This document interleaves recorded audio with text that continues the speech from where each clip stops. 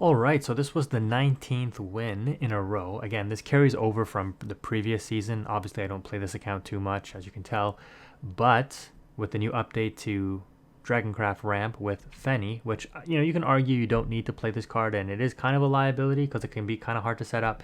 But ideally, you want something like this where you can ramp at least twice with either Dragon Sign and or the Lu Fang, I think it's called, the character one that ramps when you evolve it, because you want to play FENNIE kind of on turn 6 or sooner if possible, but probably not, even with, going second with the play point, let's say.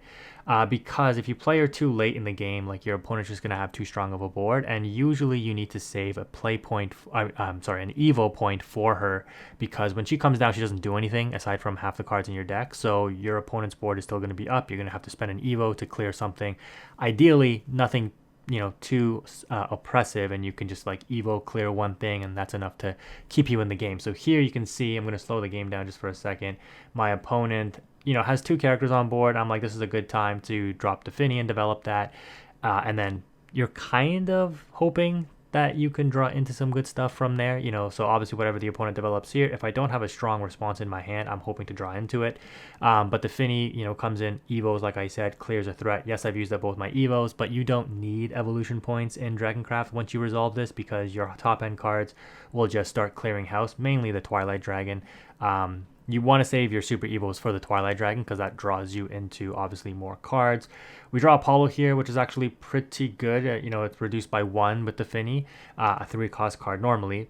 But the new, what is it called? Megalorcas that were added to DRAGONCRAFT are very, very good for a number of different reasons. One, it allows you to finally contest large boards without needing like Twilight Dragon on turn 9, which, with the FENNIE, you can clear earlier now, because you can draw Twilight Dragon and it costs 5 instead of 9 or less if you have more than one FENNIE that resolves.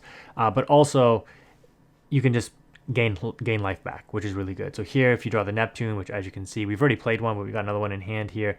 We draw Gold Note off the top. That's really, really strong, and then Gold Note gets us into the Twilight, and because everything is halved in the deck, we can play both in the same turn, clear the board, draw 3 more cards on the Super Evo. Can the opponent clear this Twilight Dragon, which they can do with Samurai, they can do with Princess if they damage the dragon, of course, but they're going to go for the Amelia Super Evo with the barrier, and I'm like, okay, I still have an Apollo up, which I'm more than happy to spend my Super Evo on, but they have nothing with wards, so I mean, they have this, but I mean, the Super Evo on the Apollo will clear the barrier, then I can take this out and just attack for 12, and then whatever I develop, if I have a storm character, I could also clear, but don't even need to do that. Don't even need to waste the Super Evo on the Apollo. Instead, I draw into the other Twilight Dragon in the deck and clear the board, so barrier means nothing, and we're just able to overwhelm the opponent, steamrolling them once we resolve that FENNIE there. Pretty straightforward DRAGONCRAFT, pretty nice. All right, in this next matchup here, we're going up against PortalCraft, going second, which is, I think, what DRAGONCRAFT prefers to do, simply because you can really use that play point to generate a lot of tempo because of cards like the Dragon Sign and the Lu Fang here, which is really good. The opponent, turn 1, I think they used the artifact card. Maybe not, I didn't see. But yeah, they're on artifact, they're not on puppets basically, right? Down comes Ironheart Hunter.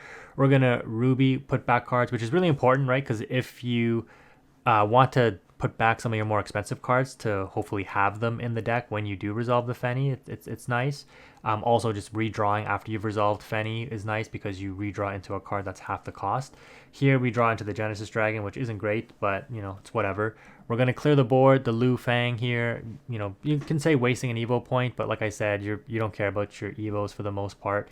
We draw the FENNIE, and we're going to use the play point here to drop it, and the cards in the deck are halved once again. So we're going to need to see the opponent do something pretty substantial to offset what we just did here, because they don't really have too much going for them here. We know their hand is, as usual, clogged up with a lot of artifacts, and they're dropping these strikers, man. Like, it's not a good look for them. They've got to clear. They don't really have too much else to clear with, and these Carnelias just aren't going to be it. We draw into our second Genesis Dragon. We only play 2, and this one is only costing 5, which is crazy.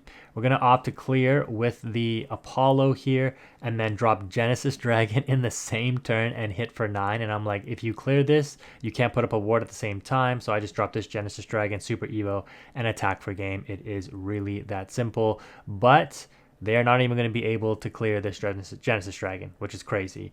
So at this point, we can just Fledgling, or nope, we're going to play it a little bit cheeky here.